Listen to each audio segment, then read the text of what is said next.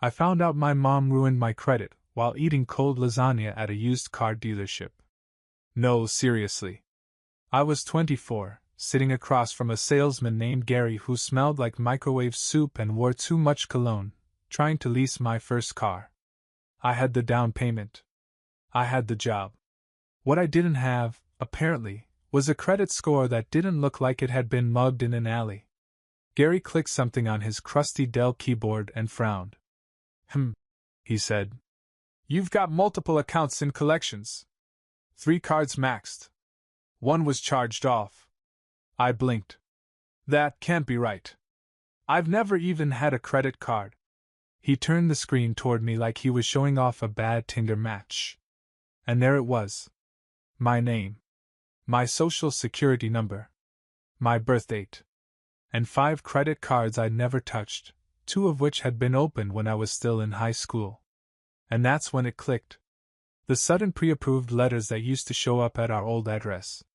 The time my mom helped me fill out my FAFSA. The "I'll take care of your paperwork" conversations. I was 18 and stupid. She was helpful and good with details. Apparently, she was also good at forging signatures. I didn't say anything at first. I just left the dealership, drove home in my sputtering 2002 Corolla, and sat in my parking spot for 15 minutes with the engine off, staring at the steering wheel like it owed me an apology. I called my mom that night. She picked up on the 3rd ring, voice chipper like she'd just gotten off a wine Zoom with her friends. "Sweetheart," she said. "How's the car shopping going?" That's when I knew.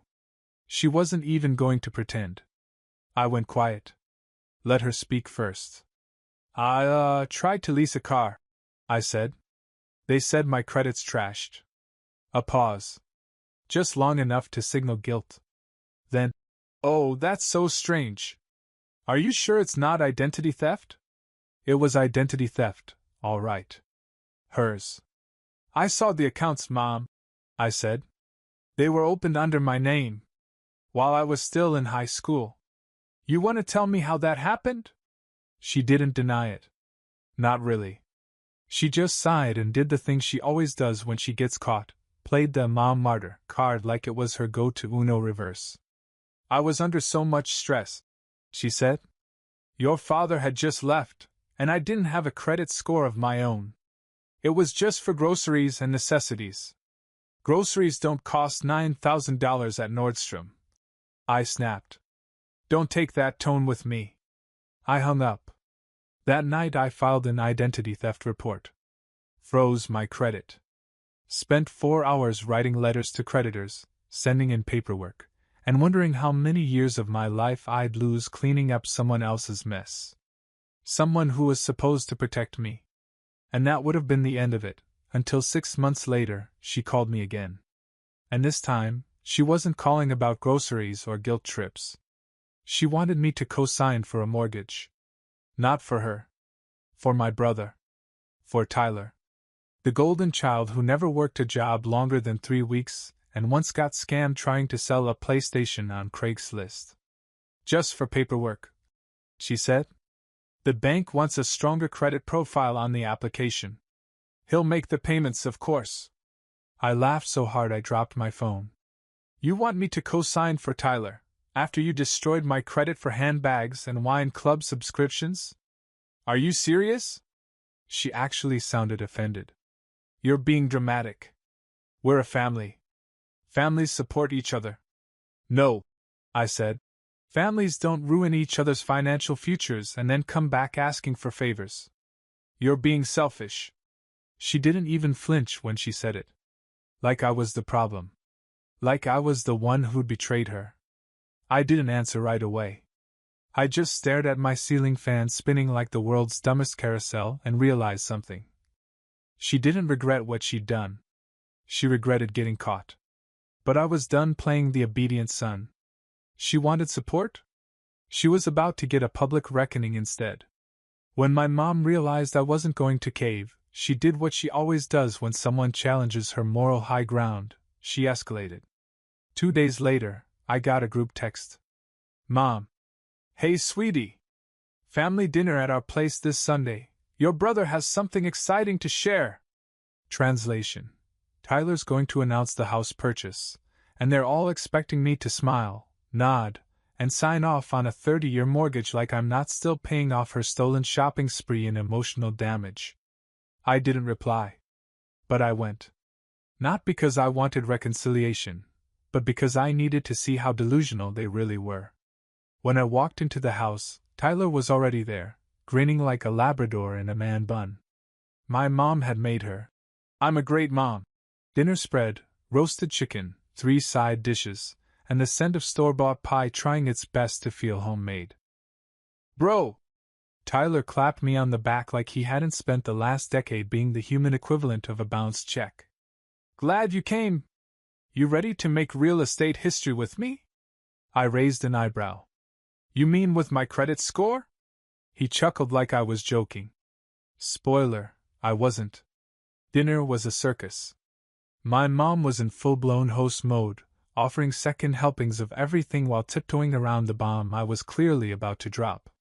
So, she said finally, folding her napkin and putting on her serious but loving parent voice. Tyler found a beautiful place just a few minutes from here. 3 beds, big yard, even a bonus room he could use for a home office once he gets his new remote job. That doesn't exist yet. I cut in. Tyler blinked. My mom kept going, ignoring the interruption like it was background noise. But the bank just needs a little bit of extra assurance. You've rebuilt your credit so well, honey. You should be proud. I told you, it's all behind us now. Behind her, maybe. I still get debt collector spam in my name that I didn't create. I took a sip of water. So let me get this straight. After you used my identity to open 5 credit cards, without permission, by the way, and torched my score into the basement, now you want me to sign legal documents tying me to a 30-year loan with him? Tyler shifted in his seat. Dude, it's not like I'm asking you to pay anything. No, just to put my name on the line. No big deal. My mom leaned forward, voice softer now. You don't have to make this a thing. It was already a thing. It's been a thing since I was 18 and couldn't apply for a phone plan without getting flagged. I looked at her, really looked, and for the first time in a long time, I didn't see a mother. I saw a manipulator in pearls. You didn't even apologize, I said quietly. Not once. She sighed, like I was the difficult one. Because I knew you'd hold it over me forever. No. You didn't apologize because you don't feel sorry. You just want access. Tyler raised his hands, trying to play peacemaker. Okay, let's not make this a huge family drama. Too late. Ty, I said. What's your credit score? He opened his mouth. Closed it. Looked at Mom. What's your debt-to-income ratio? I asked. Got a pay stub from this remote job they're supposedly hiring you for? He turned red. Thought so. My mom's tone turned icy. He's trying, you know. Not everyone gets handed opportunities. That was it. That was the line. You think I was handed anything? I said. I worked 2 jobs while digging out of the hole you put me in. You lit the match, and I had to rebuild the damn house. The room went quiet. Even the pie looked uncomfortable. Then my mom stood. If you're going to be cruel, you can leave. I stood too. No problem, I said. But just know, I'm not staying quiet anymore. Because I had receipts. Old statements. Collection letters. Dates. Even a copy of the police report I filed that I never submitted, just to avoid putting her behind bars. But I was starting to rethink that decision. And Tyler? Tyler wasn't getting a house. He was about to get a wake-up call. I didn't sleep that night. Not because I was upset, that ship sailed years ago.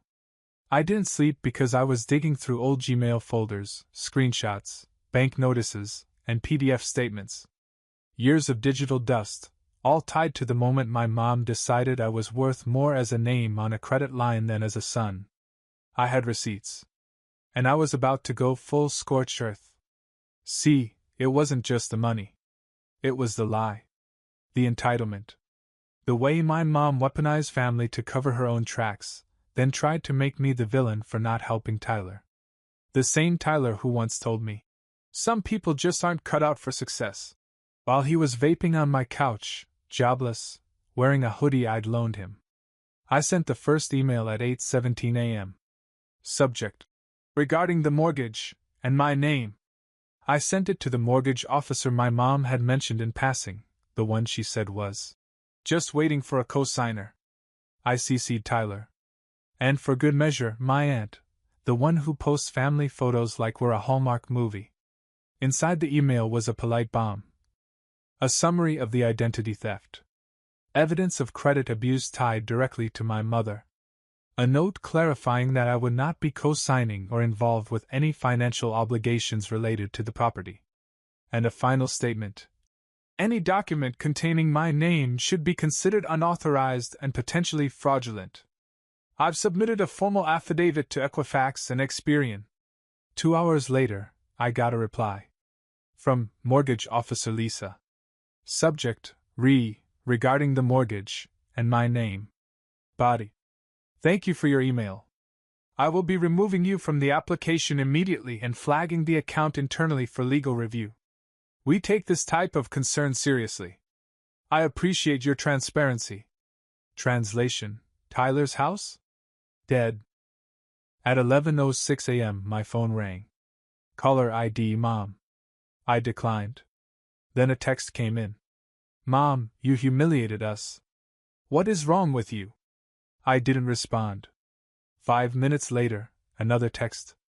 Mom, your brother is devastated. The seller pulled the offer. I hope you're happy. Then silence. I knew what that meant.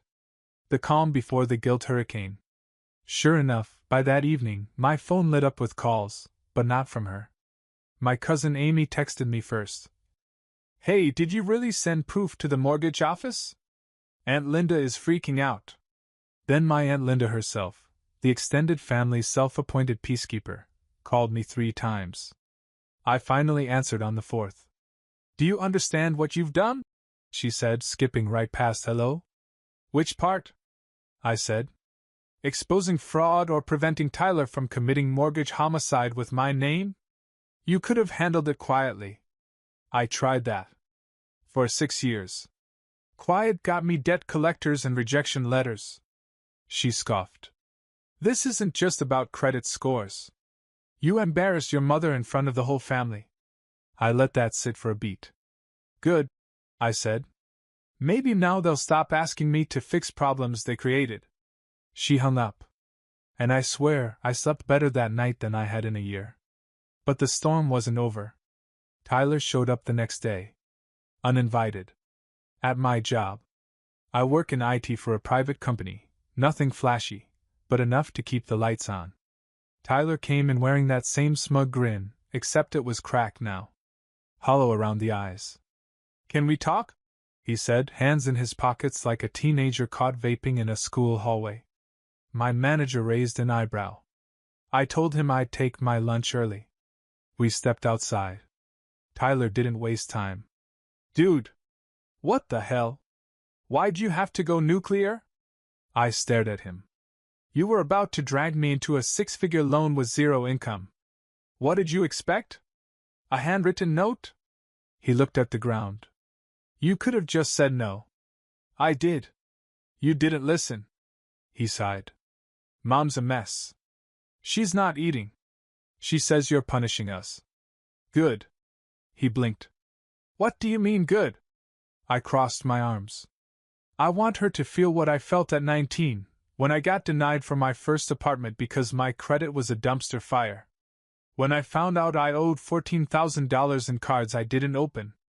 When I was crying on hold with Capital One, trying to explain that my own mother stole my identity. Tyler didn't speak. I leaned in. You want sympathy? You get it after accountability. You want forgiveness? You earn it. Then I turned and walked back inside. And for once, he didn't follow. I didn't plan on going to the reunion. But then Amy, my cousin who doesn't suck, messaged me. Just so you know, your mom's coming to Grandma's 80th. She's already telling people you overreacted. That you made it all up. That was all I needed. Because if there's one thing I can't stand more than financial abuse, it's being labeled a liar by the same people who lit the match. I showed up late. Not because I wanted to make an entrance, I just didn't want to endure the pregame passive aggression. By the time I arrived, the church rec hall was full of casseroles, over-perfumed ants, and awkward family hugs. I stepped in, and it was like the music scratched. My mom spotted me instantly. Her smile didn't reach her eyes. She made a beeline over. "Well, look who decided to join the family again," she said, tone sugary enough to induce cavities. I gave her a nod. "Mom." We stood there for a beat. A silent standoff between two people who used to pretend love was stronger than resentment. Then she leaned in and whispered, "Don't make a scene here." I smiled. "I won't have to." Because Amy had already made one for me.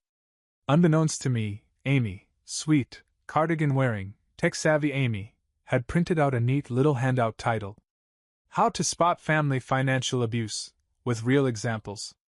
Subhead, includes a timeline of credit fraud featuring our very own Aunt Linda. I found a stack of them on the dessert table. She had footnotes. Footnotes.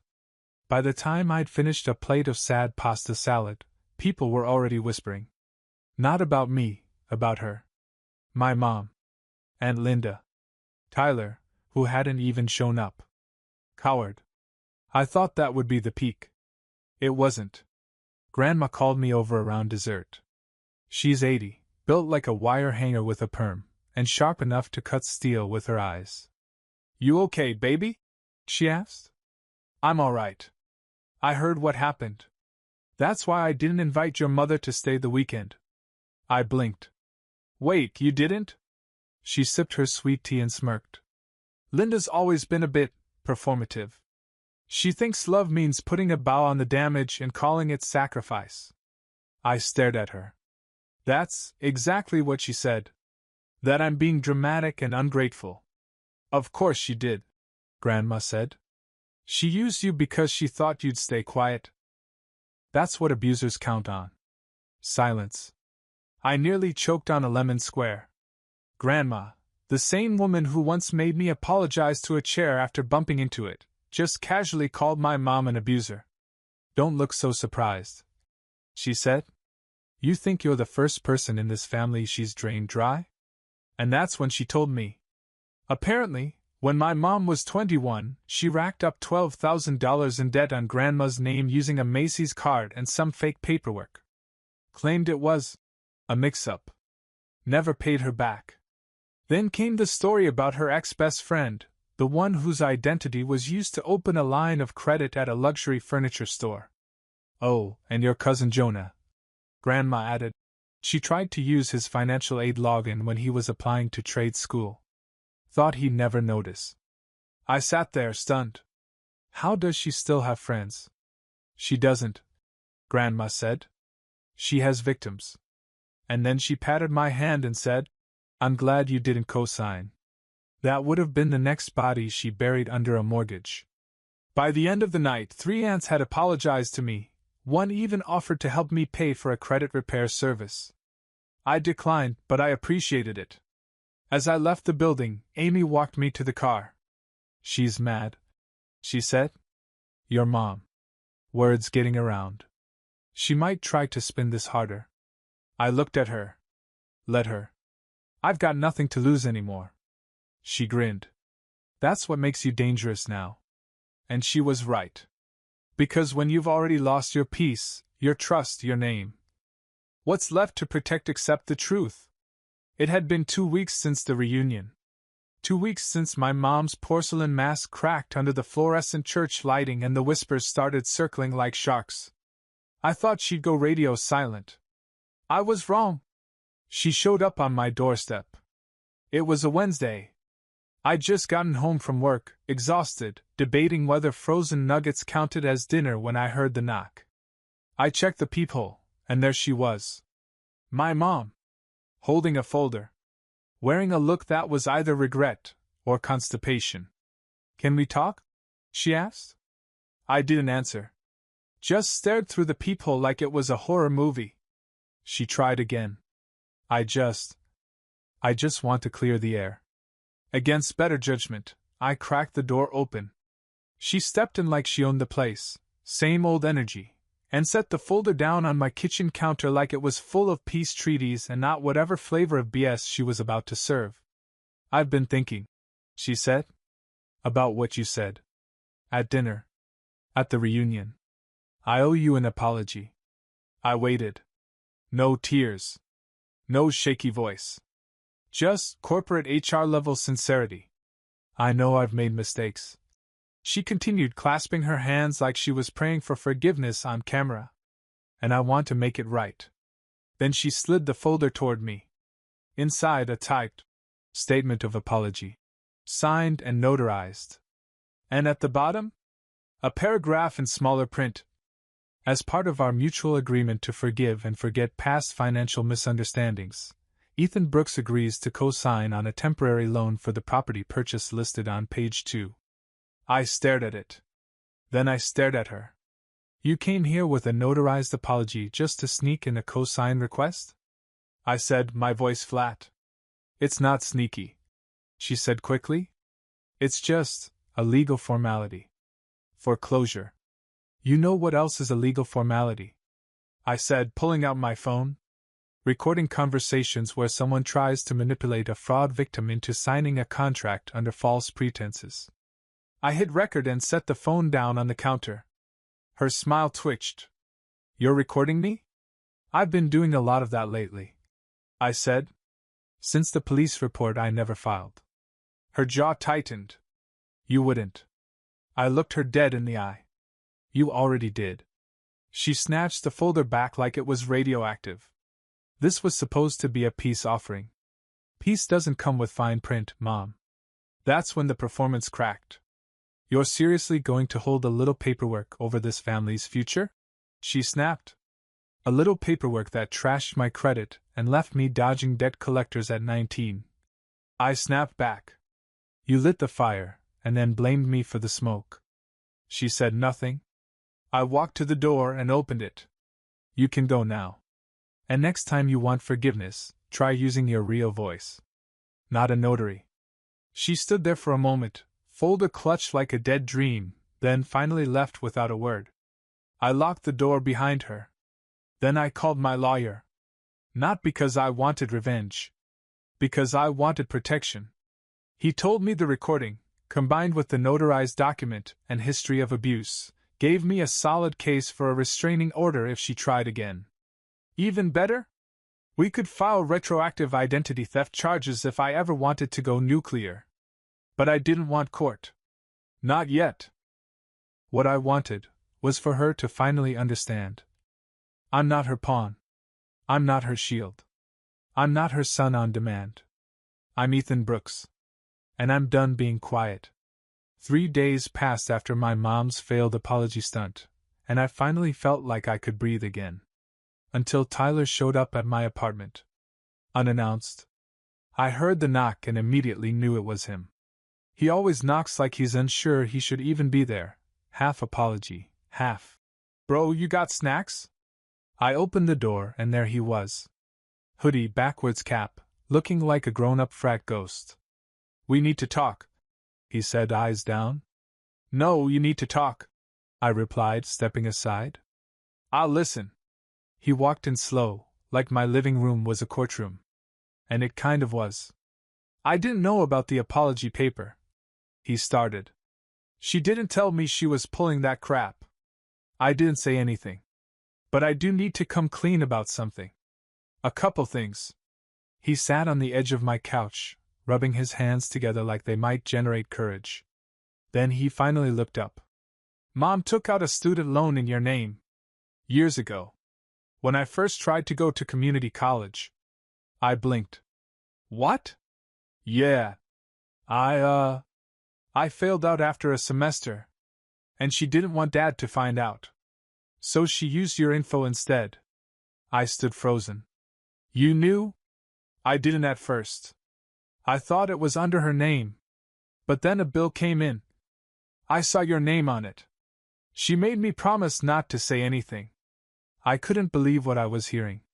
Scratch that, I could. That was the worst part. This felt inevitable. Like I was just finally seeing how far the rot spread. Do you know how much it was? I asked. He flinched. A little over $7,000. But with interest. I pulled out my phone and opened my credit app. There it was. A loan account I'd never touched, sitting quietly in the background like a ghost. Delinquent status. $9,124 owed.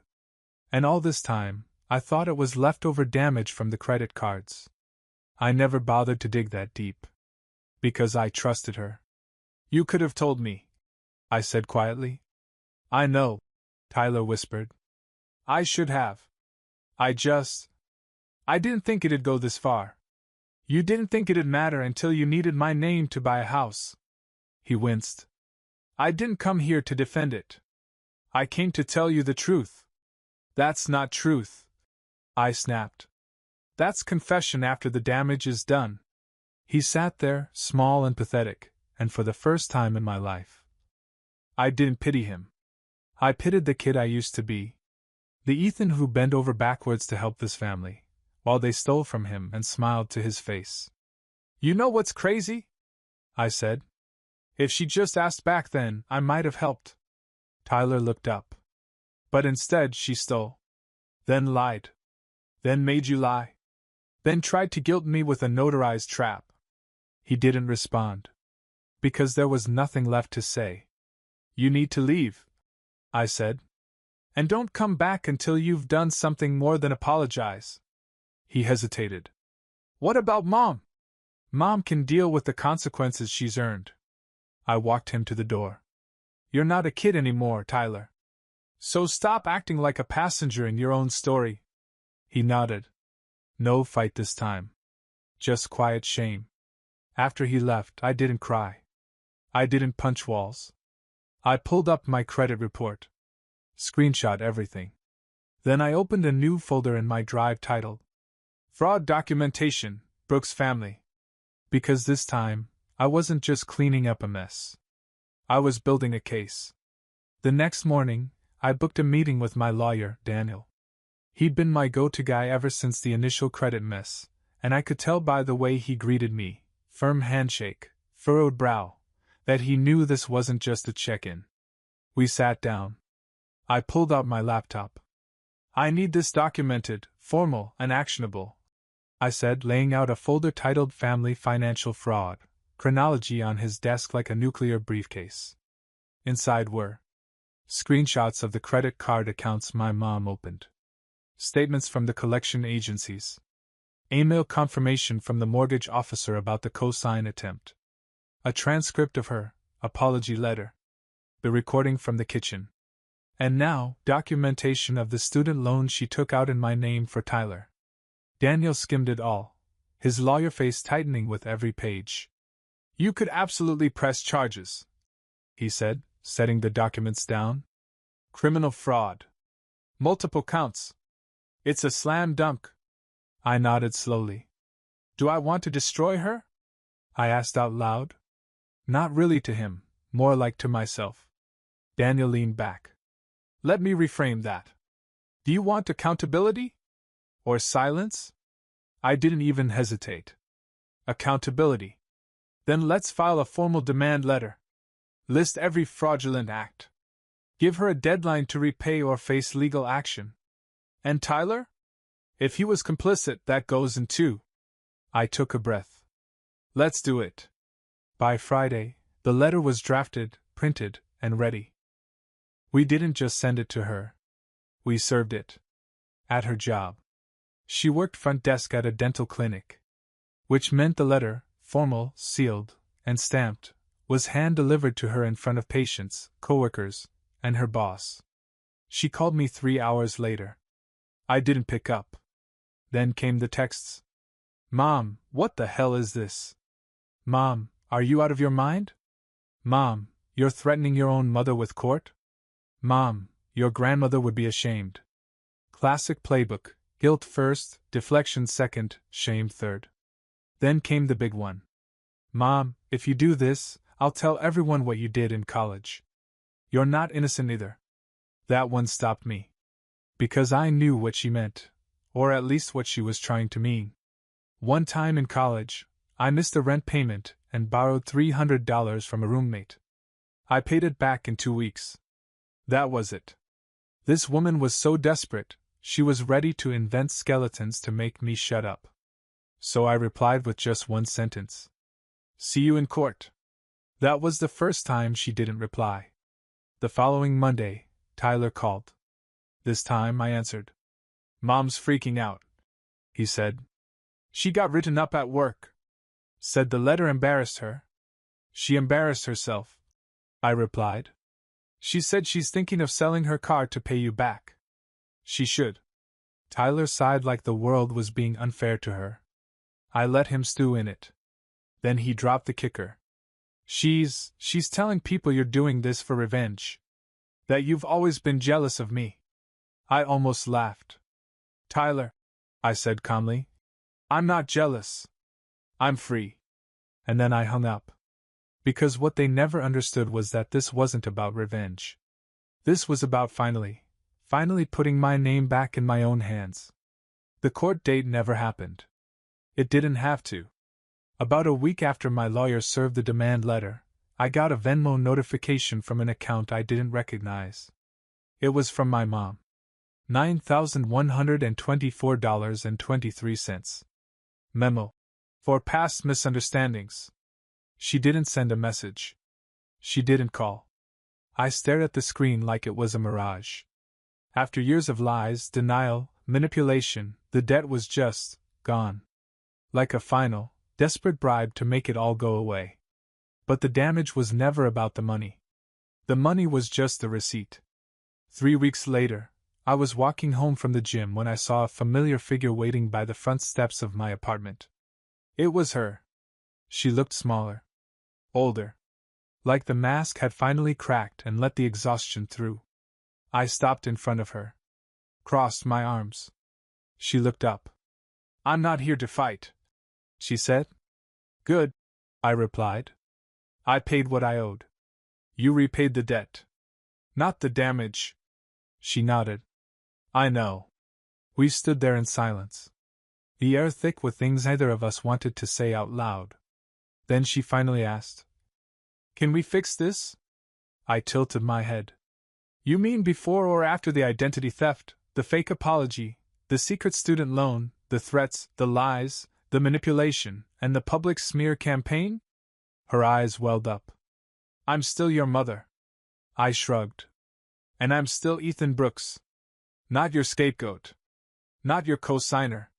Not your insurance policy. She started to cry. I didn't move. I wasn't angry anymore. I wasn't even bitter. I was done. She reached into her purse. Pulled out a little envelope. Offered it to me.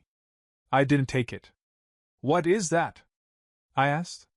A letter. Just, if you ever want to know why I did what I did. I already know, I said. You saw me as a backup plan. And now you've run out of lives. She winced.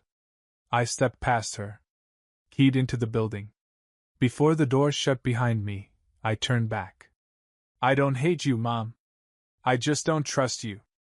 And I don't think I ever will. Then I shut the door. It's been 6 months. My credit is finally above 720 again. I bought a used car in my own name. I even got approved for a small business loan, something I never thought I'd qualify for. Tyler moved to another city. We haven't spoken since. Amy and I still talk. Turns out cousins who print exposé flyers are the real ones. And my mom? Last I heard, she left her job at the clinic and moved in with a friend. To get a fresh start. She sent me a Christmas card. No return address. Just one line. I hope one day you'll forgive me. I haven't responded. Maybe someday. Maybe not. But for now, I'm just Ethan Brooks. And for the first time in my life, that's finally enough.